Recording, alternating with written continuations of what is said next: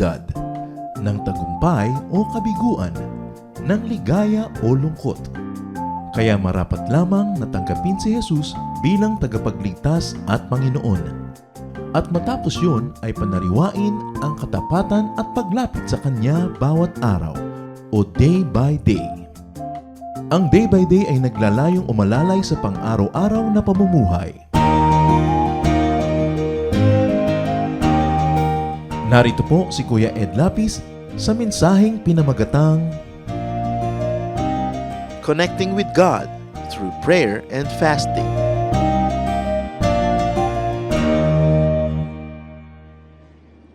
Ang isa pong malaking hamon sa buhay ng mananampalataya ay kung paano malalampasan ang kanyang katawan, ang kanyang physical na kapaligiran at marating maabot ang Espiritu ng Diyos. Paano kaya nagagawa na ang Espiritu ng tao ay makipag-isa sa Espiritu ng Diyos? How can we transcend the flesh? How can one have a spiritual experience, an encounter with God? How can we connect with the divine? Ito po ang napakahalaga sa buhay ng isang mananampalataya sapagkat matapos tayong makakilala sa Diyos at pag matagal na nagiging halos ay parang programa lang ang buhay natin na spiritual, parang isa lamang na formal activity, ay nawawalan ito ng sigla, nawawalan ng kapangyarihan at nawawalan ng excitement. So how does one connect with God? Ito po ang pasimula ng isa nating serye ng pag-aaral, Connecting with God. At sa sandaling ito, ang atin pong particular subject will be through prayer and fasting. Paano tayo nakikipag-isa sa Diyos sa pamamagitan ng panalangin at maging ng pag-aayuno? Aming Diyos, salamat po sapagkat maaari kaming makipag-isa sa inyo. That our spirit can be one with your spirit. Teach us, show us the way. Forgive us our sins, O God. Cleanse us, make us whole, restore us. Nawa po'y linisin nyo kami't patawarin at kami inyong papasukin sa inyong presensya. Kayo po ang maging tagapagsalita, kayo po ang maging tagataguyod namin, Panginoon. Hinihiling po namin ang kaliwanagan mula sa inyo. May you protect us from lies, from falsehood, even from the destructive work of evil men and evil spirits. And we pray that you will take over this activity, lead us, be the speaker, glorify yourself.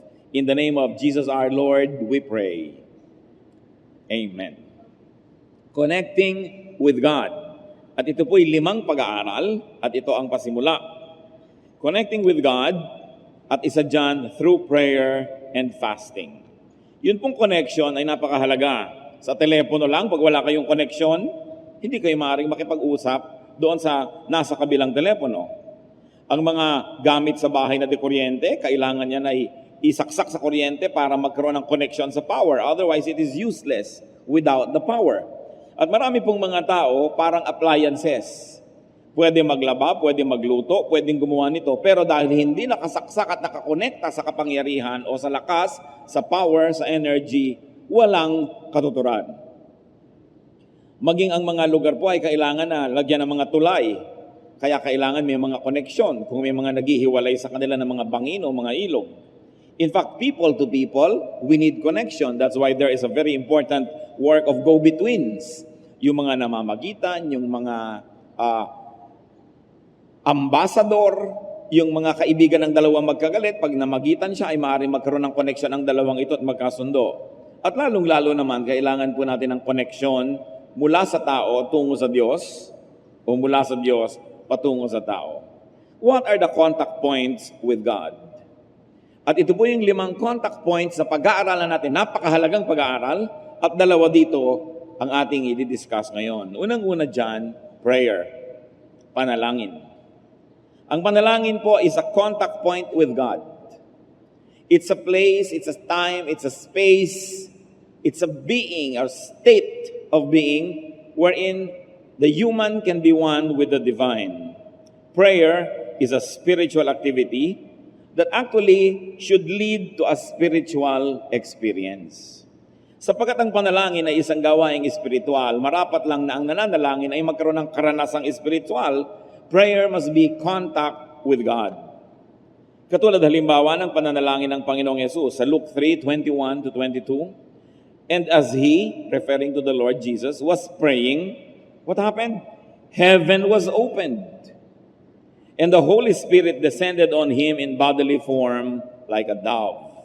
And a voice came from heaven, "You are my Son, whom I love. With you I am well pleased." So ito po dahil sa panalangin, nakakonekta yung human sa divine because the Lord was also human. What happened? Heaven was opened. Bumukas ang langit at nadinig ang tinig ng Diyos na ating Ama na nasa langit. Hindi basta nanalangin tapos everything remained the same. May nangyari. Luke 9:29, and as he, referring to the Lord Jesus, was praying, the appearance of his face changed, and his clothes became as bright as a flash of lightning. Sa proseso rin at panahon ng pananalangin, pati ang itsura ng Panginoon ay nagbago, nagliwanag ang kanyang buong katawan, 10 ang kanyang damit ay nagningning at naging nakakasilaw. Acts 4:31, after they, meaning the believers, prayed, the place where they were meeting was shaken, and they were all filled with the Holy Spirit and spoke the word of God boldly. Yung mga dating natatakot, naduduwag ng mga mananampalataya, natakot sila sapagkat ang Panginoon ay nadakip at pinatay, naipako sa krus. Anong nangyari matapos silang manalangin? Maging ang lugar na kanilang kinaroroon ay nayanig, umuga, at ang Espiritong Banal ay dumapo sa kanila visibly na parang mga apoy naglanding sa kanilang mga ulo at napuspos sila ng Espiritu, nawala ang kanilang takot, napuno sila ng tapang at nangagsalita pa sila ng mga iba-ibang mga wika. Maging si Paul, Acts 22:17 to 18, when I returned to Jerusalem and was praying at the temple, I fell into a trance and saw the Lord speaking. Sa taimtim ng pananalangin itong si Pablo, siya'y nawala sa sarili at nakita niya ang Panginoong Diyos sa espiritual na paraan. Nakita niya ang Panginoong Jesus at nadidig pa niyang nagsasalita. In other words, prayer should lift one up to heavenly realms. Ang tunay at taimtim na pananalangin ay nakapag-aangat sa ating espiritu patungo sa Diyos. And prayer should bring the heavenly realms down to the one praying, o kaya na ibababa nito ang kalangitan doon sa nananalangin. Prayer is a common area for God and man. Prayer is holy ground. Ano po ang ating pinagsisikapang sabihin mula pa kanina, mga kapatid? Na kung ang mga anak ng Diyos ay nananalangin ng tama, taimtim, taus-puso, dapat may nangyayaring espiritual na karanasan. Hindi lang pumikit po tayo at manalangin, bla bla bla bla bla bla, amen, tapos pagdilat mo, pareho pa rin, wala ka namang nadama, lahat yun pa rin, walang natupad. At kung hindi man lagi o 100% na meron kang kakaibang nararamdaman, that you are transported spiritually, that you become one with God, even for just a moment in time, dapat naman mataas ang batting average. Hindi yung 1 taon, 2 taon, 5 taon ka nang nagdadasal, wala ka ba lang naramdaman ni minsan. Ibig sabihin ay merong hindi kumokonekta. Para bang hair dryer, gusto mong magpatayo ng buhok, isinaksak mo na, pero wala pa rin lumalabas na hangin, mainit man o malamig. Ibig sabihin, hindi talaga nakakonekta, akala mo lang. May mga ilaw, may mga appliances, isasaksak mo sa kuryente, wala pa rin. Walang koneksyon. At marami po mga kapatid na panalangin ganon. Nanalangin pero ang totoo, hindi naman kumonekta sa Diyos. Kaya yung mga iba, tinatamad ng manalangin. Yung iba, nanlalamig na, tumatalikod na sa kanilang pananalig dahil wala namang nararamdaman. Many people who pray do not get anything special. Why not? Because their prayers are nothing more than commands to God or shopping lists. Yan, mga kapatid, ang isang pangunahing dahilan. Kaya nawawala ng lakas at kapangyarihan at pakikipagtalik sa Diyos, pakikipagniig sa Kanya, pakikiisa sa Kanya sa espiritual na paraan, sapagkat 99% ng dasal ng mga tao, inuutusan lang ang Diyos. Diyos ko, baguhin mo ang asawa ko. Diyos ko, pagbayarin mo ang mga may utang. Diyos ko, Ilayo mo ako sa mga masasama. Diyos ko, bigyan mo ng preno ang sasakyan namin, etc., etc. O kaya shopping list, bigyan mo ko ng ganito, bigyan mo ko ng ganyan, bigyan mo ko ng ganon, tapos amen. At akala naman itong nagdasal, ay nagdasal na nga siya. Yung pala, nag-shopping lang. Yun pala, inutusan lang ng inutusan ng Diyos. At hindi wala yung pake, walang please. Diyos ko, gawin mo po ito, gawin mo yon, gawin mo yon. Kung kapwa-taong kinakausap, pakigawa nyo nga po ito, pwede po ba?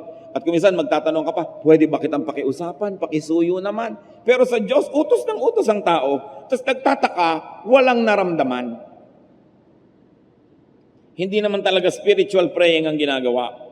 Sabi nga ng Panginoong Hesus sa Matthew 6:8, your Father knows what you need before you ask Him. So bakit mo tinatadtad ng informasyon sa Diyos ang iyong panalangin?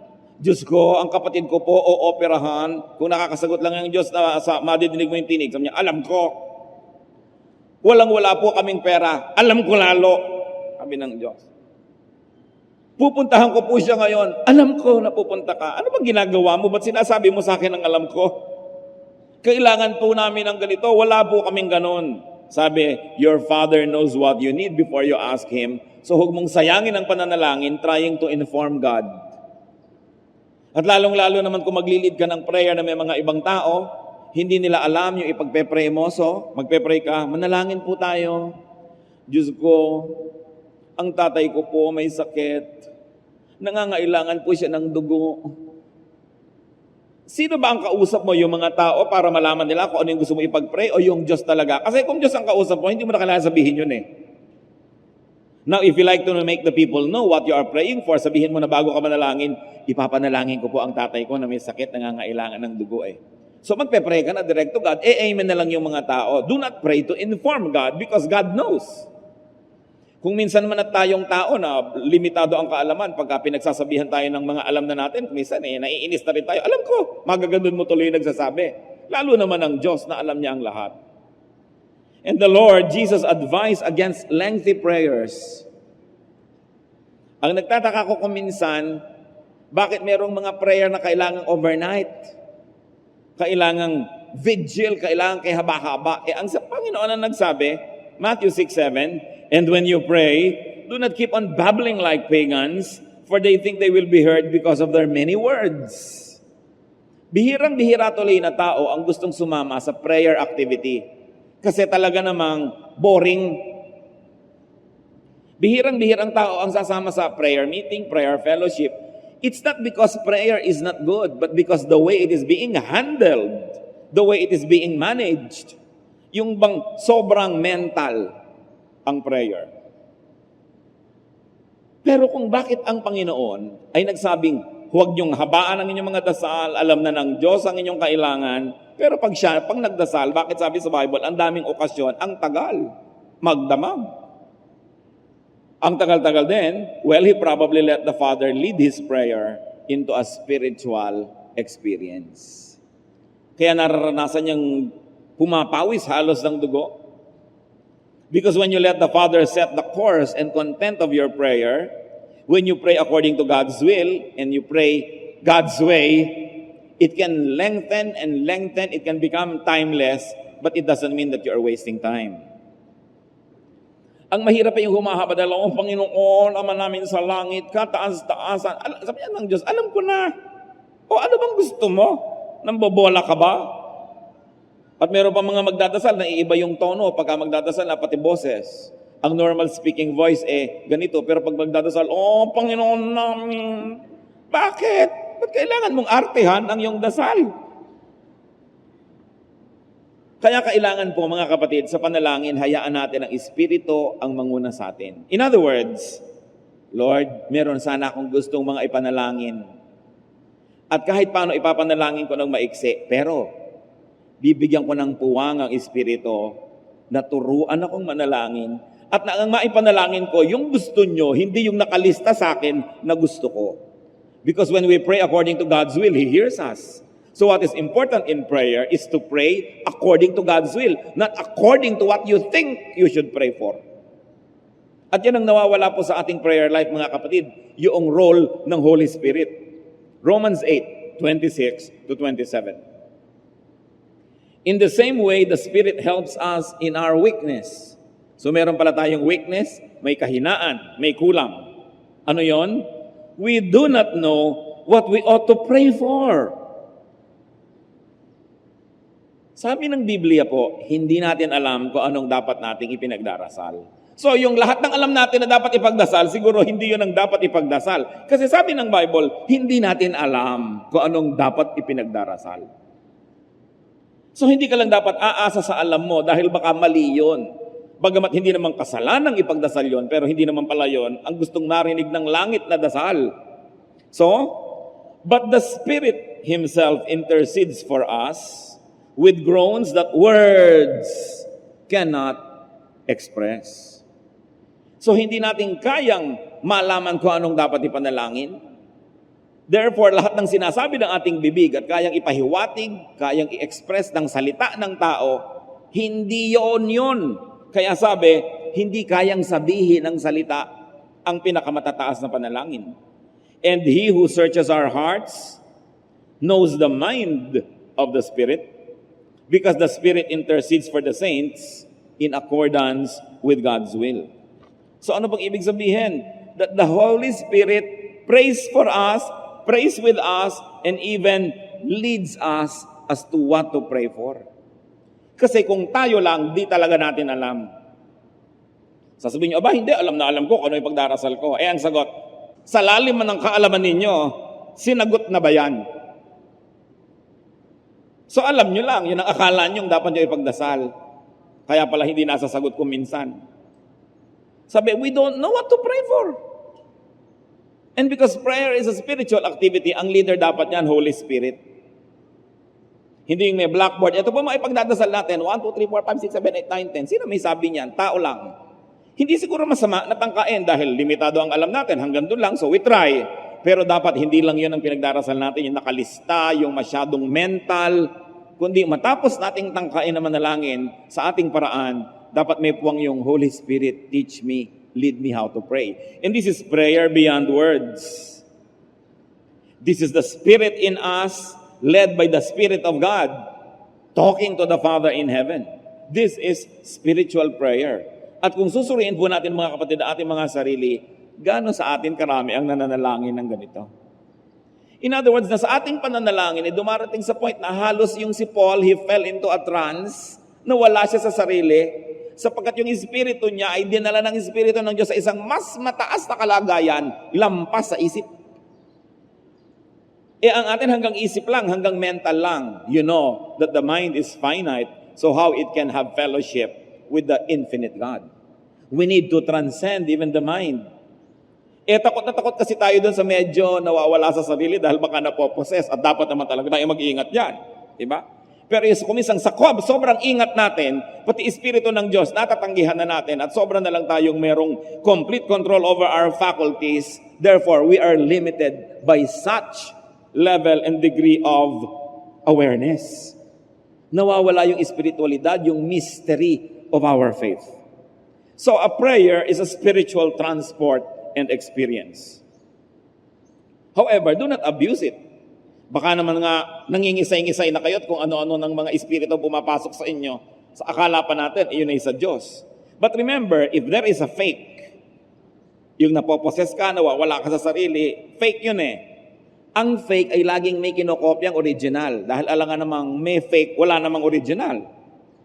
So yung fake na experience na yon o demonic experience sometimes, may kinokopya yon na real godly experience. At kung minsan sa katakutan mo sa fake, pati yung original, tinatanggihan mo na rin. Kaya dapat nasusuri. That's why the Spirit is so important and so crucial in our prayer life. Na bago tayo mananalangin sa Holy Spirit, I have an agenda, but please teach me how to pray. Because I like to pray according to the will of God in heaven. Not according to what I want, not according to what I think. However, because I cannot help but being me, I will also pray according to what I think and what I like, but I will leave a bigger space for the will of God to say, hindi yan ang dapat.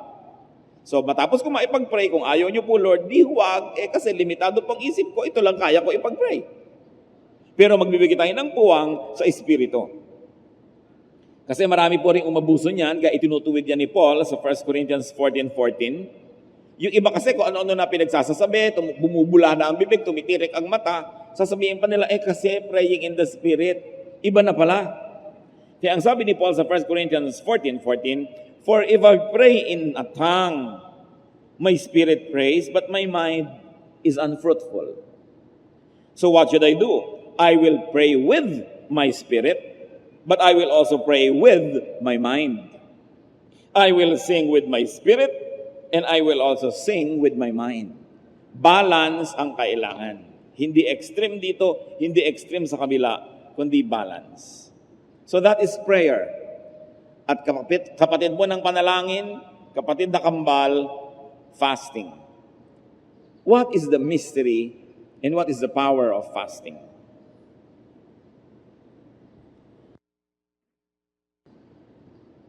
When done in the right spirit, fasting enables one to transcend the material world and to enter the spiritual realm. Tulad din po ng panalangin, ang pag-aayuno sa tamang paraan, sa tamang panahon, sa tamang sukat, ay maaaring makatulong sa tao na makalampas siya sa kanyang katawan. Na ang kanyang isip ay makalampas sa boundary ng kanyang bungo at makarating doon sa isang spiritual reality at nang makapagniig sa Diyos. Si Esther, noon pong may malaki siyang misyon para kumbinsihin ang hari na huwag ipapatay at ipatupad ang kanyang naging utos na ipapatay ang mga Hudyo, humingi siya ng ayuno. Esther 4:16. Go, gather all the Jews who are in Susa and fast for me. Do not eat or drink for 3 days, night or day. I and my maids will fast as you do. When this is done, I will go to the king, even though it is against the law. And if I perish, I perish. Meron po kasing pinagkakatiwalaan ng hari na ang hari ay napaglaruan niya at napapirman niya ng isang utos na papatayin lahat ng mga Hudyo. Ang hindi alam ng hari na ito, ang kanyang asawang reynang si Esther, among many wives of the king, kasi marami namang wives ang kings noon, isa pala siyang Hudyo rin. Ang asawa po ng hari, kahit reyna, hindi pwedeng lumapit sa hari pag hindi ipinapatawag. Hindi pa siya ipinapatawag, magde-deadline na, baka may yung decree, umandar na, mamatay na ang buong lahi niya. Kaya sabi niya, mag-ayuno kayo, walang kakain, 3 araw, 3 gabi, araw at gabi, walang iinom. Ako man, ang aking mga katulong, lahat kami magfa-fast. And on the 3rd day, I'm going to approach the king. Sabi niya, patay kong patay. If I perish, I perish. And what happened? Because of that fast, she was able to transcend that fear. And she was able to transcend the law of the empire and to transcend the willpower of the king to the point that when she approached the king, to make a long story short, the king gave her what she wanted. And the Jewish people were saved from total destruction. Ngayon, liban na lang kayo si Esther at kinakausap din kayo ng Diyos, hindi naman siguro marapat kayo mag-ayuno na 3 araw, 3 gabing wala pagkain, iinumin dahil baka kayo mamatay. Sapagkat may mga nabalitaan na po ako na ginaya si Jesus, nag-fast ng 40 days, hindi nakaabot ng 40, namatay na. Tapos sinisisi ng mga kamag-anak ang Diyos. Sabi, bakit si Jesus mas siya? Bakit siya nag-fast? Kasi kanya-kanyang papel, kanya-kanyang tawag ng Espiritu. Hindi ko mo nakita nyo sa Bible, gagayahin nyo, di gumawa na rin kayo ng barko para katulad kayo ni Noah. Hindi lahat ng nandyan ginagaya, kailangan talagang alam na alam mo, conviction ng Holy Spirit ay pinapagawa rin sa iyo yan. Kaya maingat tayo na hindi basta-basta nagpapadalos-dalos. Sa Matthew 4:1-2, then Jesus was led by the Spirit into the desert to be tempted by the devil. After fasting 40 days and 40 nights, he was hungry. So the Lord fasted, and one of the effects of that was that he was able to transcend, to go beyond, to go above the temptations offered by Satan. Ngayon, iba po si Jesus, iba ang composition niya. Hindi natin kailangan gayahin na magpa-fast din tayo ng 40 days. Kakaiba siya, galing siya sa langit. Bagamat meron siyang isinuot na katawang tao. Hindi natin kung ginawa niya, gagayahin din natin. Although, hindi natin pwedeng ilimitahan ng Diyos kung ipinapagawa talaga sa iyo, but you must have a very strong conviction and confirmation from the Spirit na ipinapagawa nga. Pero huwag basta-basta bulag lang na mangongopya sa ginagawa ng mga tao sa Biblia. Now, do not fast to earn points. Yan ang isang maling gamit ng fast. Diyos ko, hindi po ako kakain, ibigay nyo lang ang wish ko. Hindi po ako kakain ng 5 Miyerkules o 7 Biyernes o 10 Huwebes.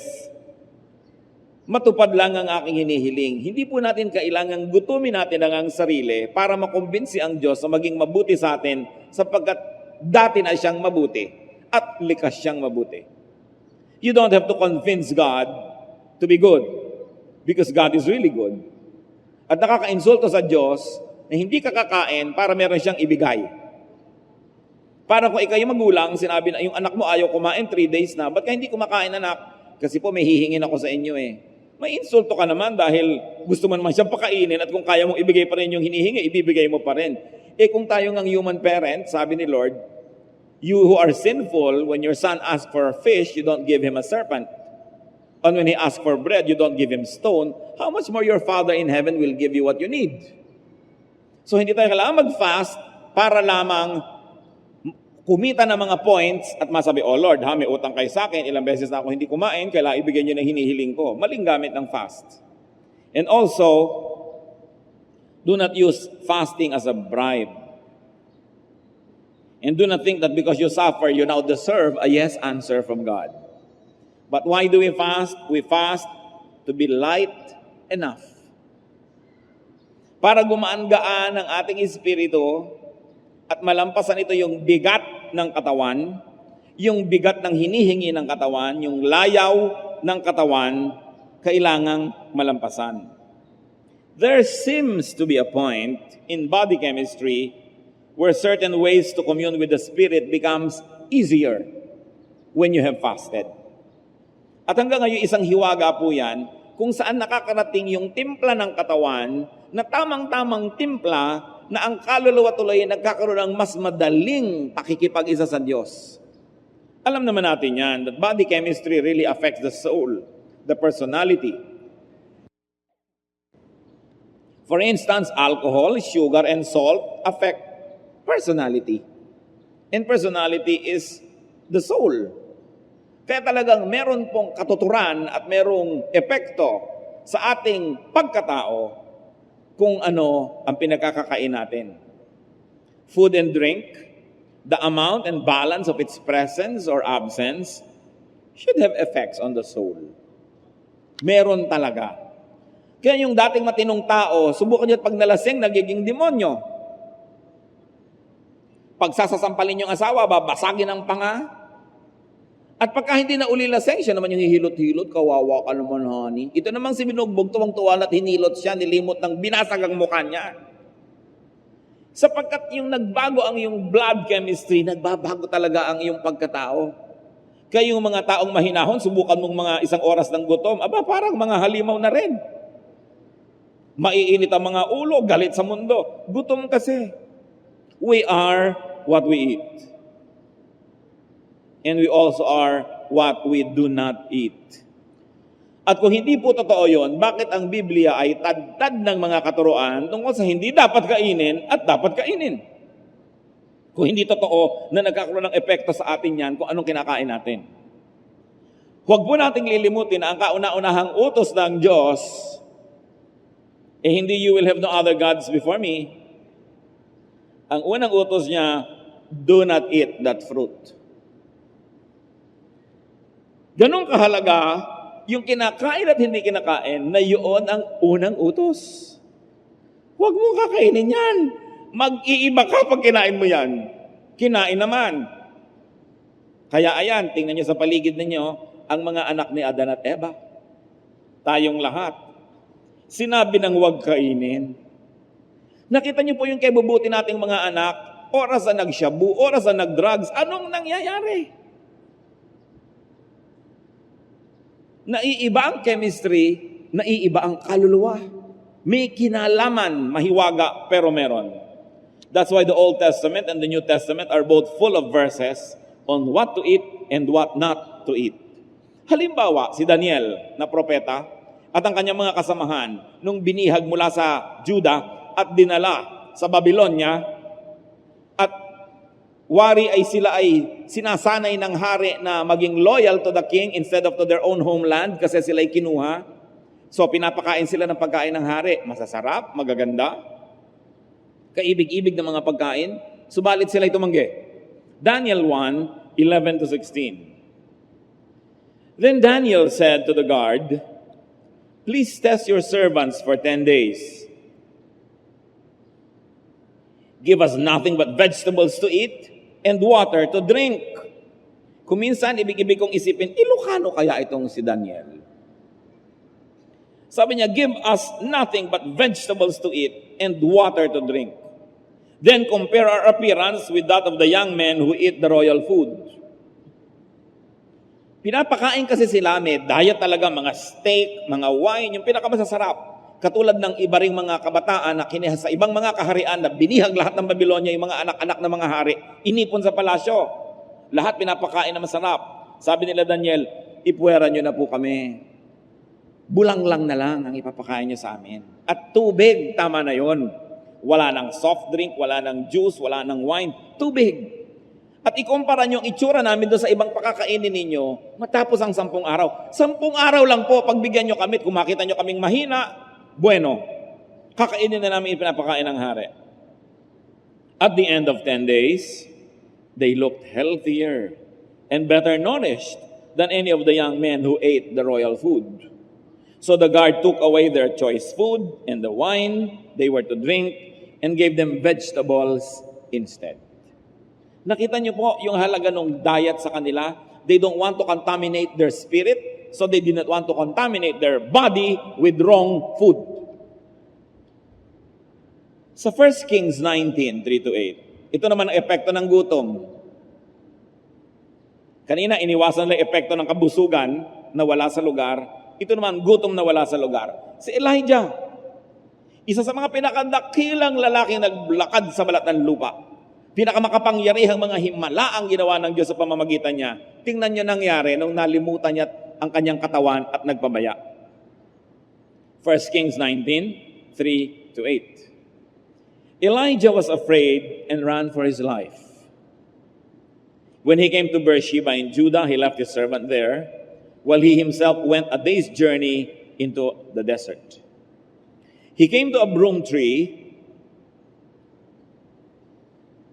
sat down under it, and prayed that he might die. Sa gutom, na iba na ang utak, gusto na ng propetang mamatay. I have had enough, O Lord, he said. Take my life. I am no better than my ancestors. Then he lay down under the tree and fell asleep. All at once, an angel touched him and said, "Get up and eat." He looked around, and there by his head was a cake of bread baked over hot coals and a jar of water. He ate and drank again, and then lay down again. So, dahil sa gutom ng propetang ito, na iba ang takbo ng utak. At nung nakatulog siya, ginising ng anghel, at pagkagising niya, ang anghel ay nagmasa, nag-bake. Merong mainit na bato at nakapatong doon yung mga minasa, at mainit at humahalimuyak na para bang mga bunete ng Batangas. Ang bango. Sabi ng anghel, gutom lang yan. Kumain ka. So pinakain, pinainom, nakatulog ulit. The angel of the Lord came back a second time and touched him and said, "Get up and eat, for the journey is too much for you." So he got up and ate and drank. Strengthened by that food, he traveled 40 days and 40 nights until he reached Horeb, the mountain of God. So bumalik siya sa Diyos, pumunta siya sa mountain of God, 40 days and 40 nights naglakbay dahil sa bunete. So nakita mo ninyo, sabi ng anghel, kahit propeta ito, ayan, nabubuang. Dahil gutom. Kasi niya, gutom lang yan. Kumain ka. Babalik ang kabanalan mo.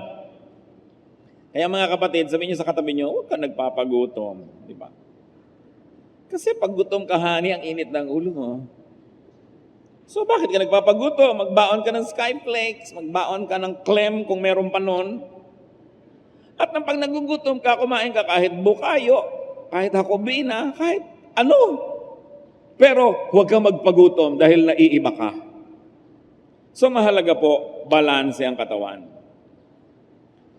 Sikita nyo yung ayaw kumain at yun namang gustong kumain, parehong itinatama yan. Acts 13, 2-3. While they were worshiping the Lord and fasting, the Holy Spirit said, "Set apart for me Barnabas and Saul for the work to which I have called them." So after they had fasted and prayed, they placed their hands on them and sent them off. So what happened when the believers were worshiping and fasting? The Holy Spirit spoke to them. Tayo po ba'y nakakaranas ng ganyan? Na pag tayo nananalangin, nag-aayuno, dumadating tayo sa level of spirituality, blood chemistry, personality balance that we can hear the Spirit of God. Kaya talaga mo, kung sobrang busog ka, mahirap makinig, kahit kanino, aantokin ka lang. So, brothers and sisters, you want to have contact with the divine? You want to have a spiritual experience? Tama na yung basta papare-pare na wala namang nangyayari. Hindi ganun dapat. Dapat may nangyayari. So go beyond your kind of prayers and say, God, do this for me, do that. Lampasan yung prayer na, Lord, give me this, give me that. Lampasan yung prayer with a rigid agenda na nakalista na parang grocery list ang lahat ng ipapanalangin. Masyadong mental exercise. Masyadong business-like and mechanical, and sometimes masyadong formal. Yung sobrang formality, wala ka nang maramdaman, para na lang mga makina. And sometimes it's a performance. Tulad ng Panginoon, mga performance. Hindi mo alam kung sino pinapahanga o sino pinapasikatan ng ganito mga dalangin. Na, oh Diyos ko, Lord God. Oo nga, alam ko na akong kausap mo. Ano ang sasabihin mo? Ang mga kaartehan sa panalangin na wala namang magandang na idudulot. So mahalaga po, ma-develop ang ating prayer life.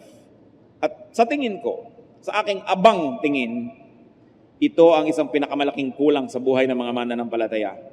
Yung spiritual prayer. Hindi yung mental o mechanical prayer, marami nun. Sa pagiging mechanical nga, kung minsan matutulog ka na, Diyos ko, i-bless mo po ang pagkain ito. Ay, hindi pala pagkain, matutulog pala ako. Nagkakapalit-palit ang mga panalangin dahil hindi na napag-iisipan. And do not think that by praying a number of frequency, you will earn points. And stop thinking that by fasting, you earn points. Fast so that you will be in a physical state wherein there is a very thin line between the physical and the spiritual. Malaya ka mula sa pagpapababa at paghatak sa iyo pababa ng katawan, pero hindi naman din sobrang walang laman na gumaan ka na at natulad ka na kay Elijah na gusto nang mamatay.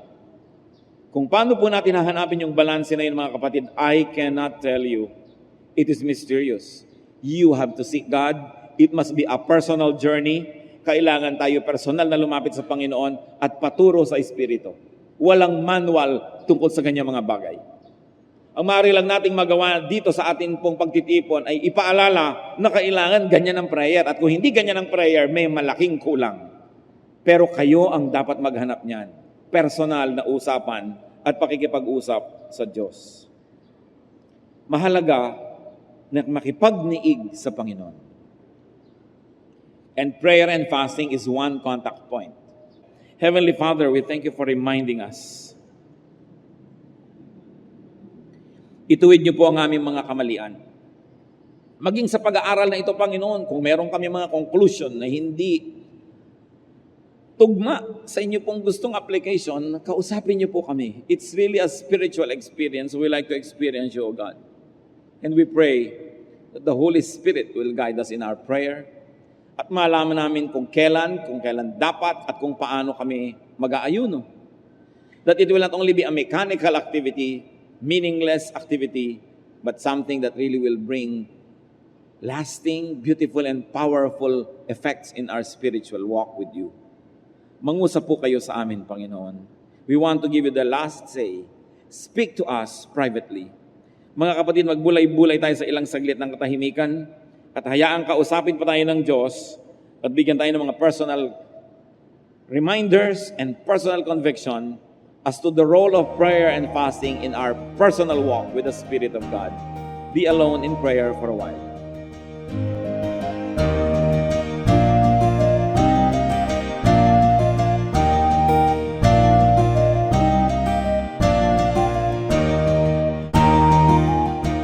Ang katatapos pong mensahe ni Kuya Ed Lapis ay pinamagatang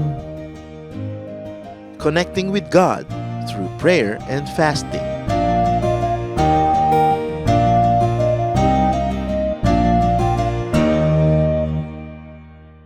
Sa inyo po, Panginoon, lapat itong aking loob na sumilong at pasakop, makisuno at sumukob. Sa tuwing kayo'y lalapitan ay lagi nang gumagabay, taus-pusong lumilingap sa bawat pusong sugatan. Kabutihan niyong matapat, bukas palad kong magbigay, kahit ang tulad kong abay, walang patagong anuman.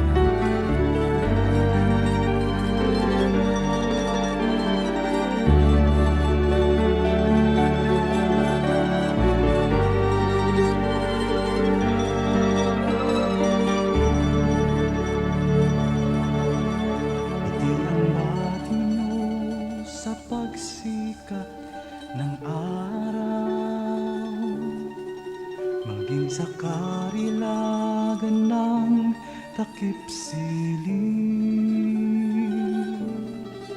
at sa kandili nyo ako'y hindi maliligaw.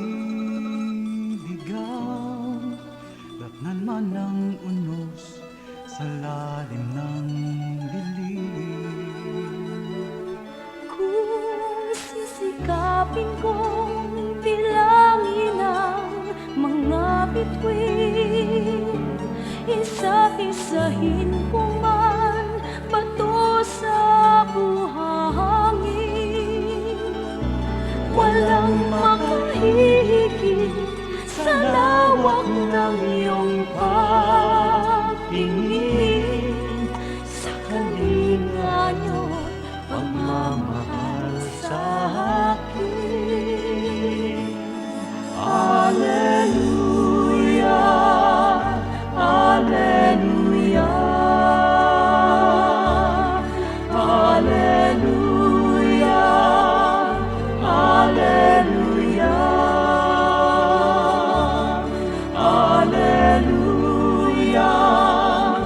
Alleluia, Alleluia.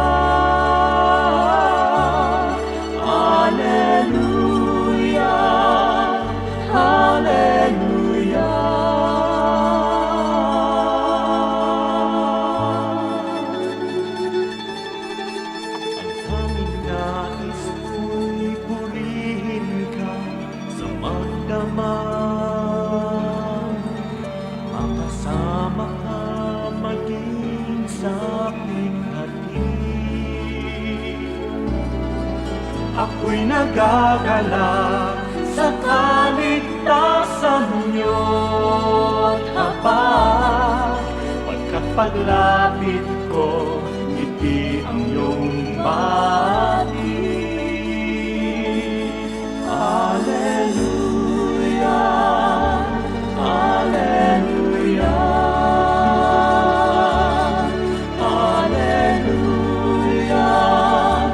Alleluia, Alleluia, Alleluia, Alleluia.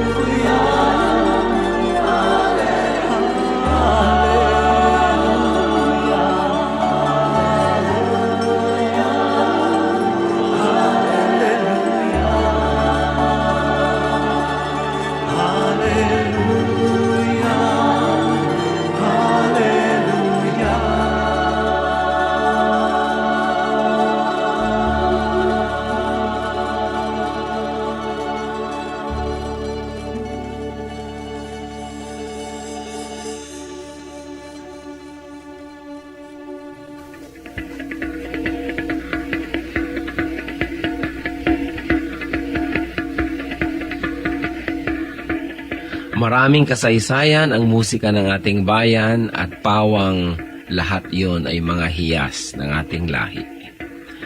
Ang isang instrumento na napakagandang pagtuunan ng pansin ay ang gimbal ng mga mansaka.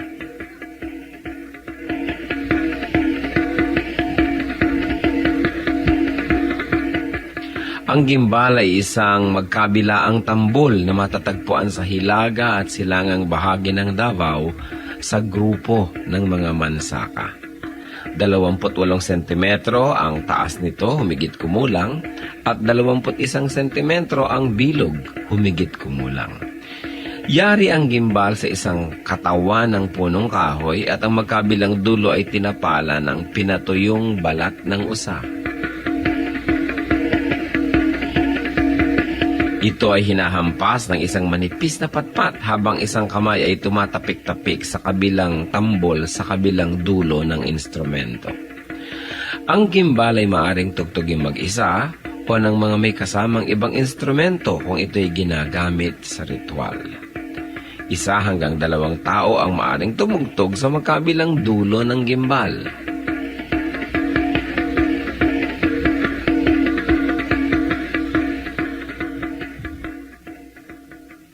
Kadalasan ang gimbal ay tinutugtog bilang saliw sa sayaw na ang karaniway kung ano-ano ang pangalan ng tugtugin ay siya ring pangalan ng sayaw.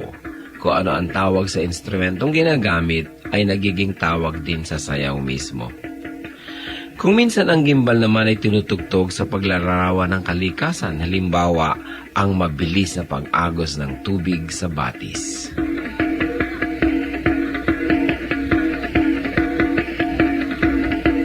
Ang gimbal o kimbao, instrumento ng mga mansaka. Kayamanan ng ating lahi, hiyas ng ating bayan, marapat lamang na gamitin sa pagsamba sa Panginoong Hesus.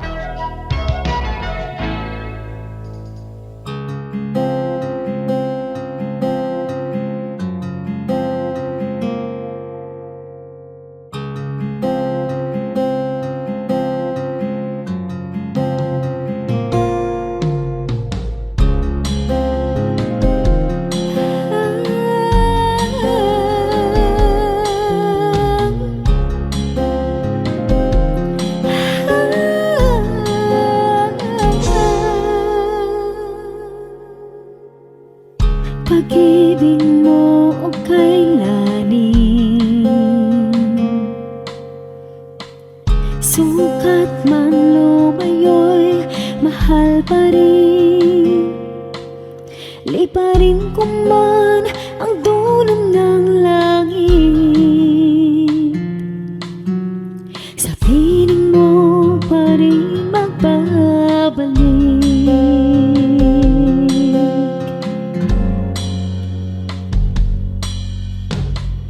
Kahit minsa'y magkasana,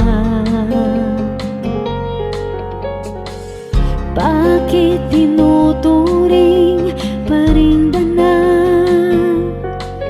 O Jesus, kayo nag-alay ng buhay,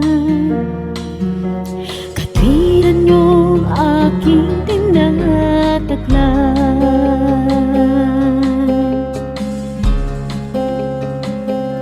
O tanggapin,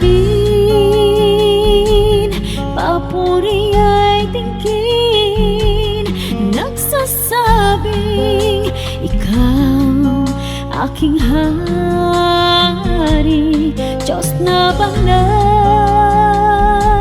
ngalay tinatanghal, kabutihan mo sa'kin walang mali. O Diyos, salamat sa pag-ibig na wagas.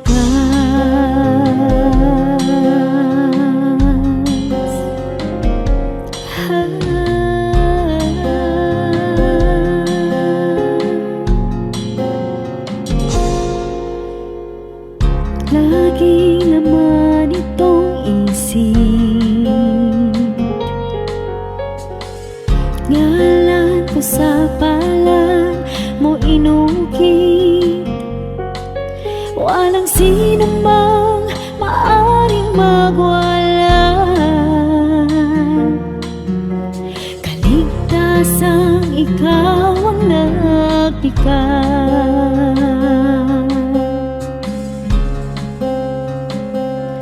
o tanggapin, papuri ay tingkin, nagsasabing ikaw aking hari, Diyos na banal,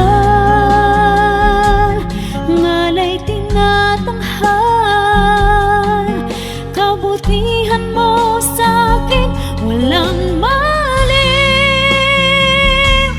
O Diyos, salamat sa pag-ibig na wagas.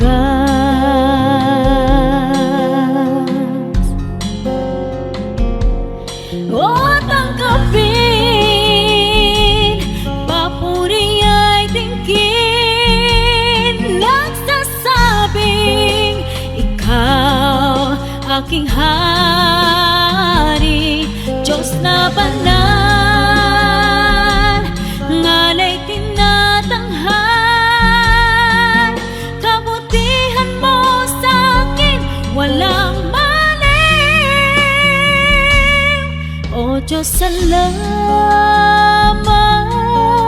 sa pag-ibig na wagas.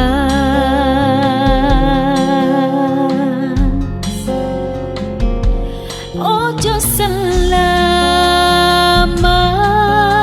sa pag-ibig na wagas.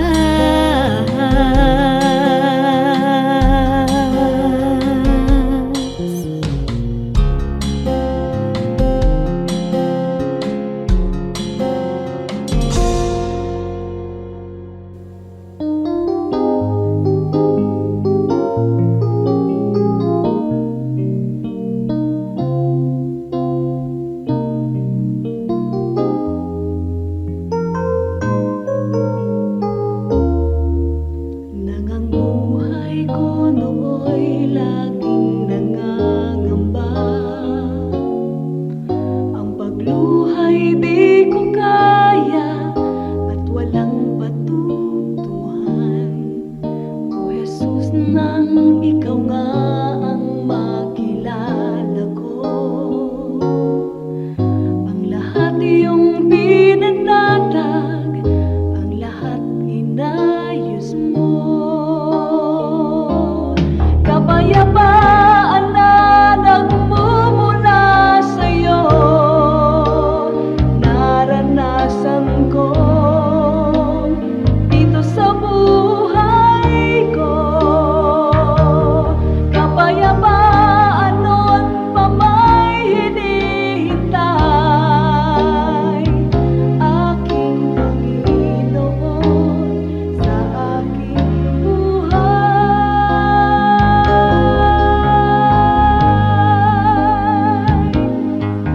Sa gitna man ng unos, ang takot ay ganap. Sa pagtawag kay Jesus, papayapa ang lahat.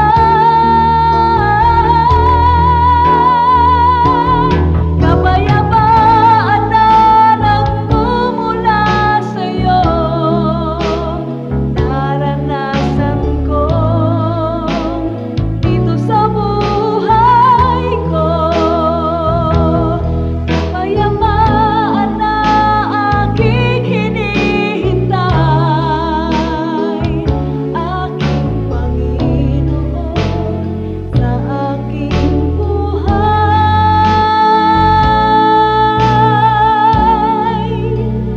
Sa aking